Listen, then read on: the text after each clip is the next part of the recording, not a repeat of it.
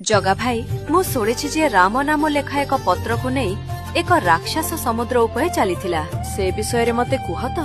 सुभद्रा शुण, यह केवल गल्प नुहे, यह विश्वास और संदेह मध्य थिबा चिरंतन सत्य। रावण युद्धरे पराजित होई गला। विभीषण लंकार नुआ राजा हेले, किंतु सभिए खुशी नथिले। लंकार भग्न सभाघर रे जने राक्षसटीए थिला। सारा जीवन रावण पाई लड़ीथिला और एबे ताकू विभीषण को सामना रे मुंड नुआइबाकू पड़िबो। मु जने राज्यद्रोही को राजा बोली मानिबि नाही। जे निज भाई को शत्रु हाथ रे देइदेला से मु राजा नुहे, कदापि नुहे।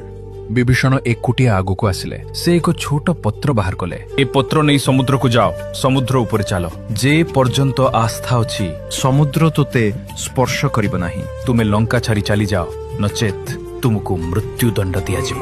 राक्षस एहाकू अविश्वास करी हसिला एवं से पत्र नहीं एठार चली गला।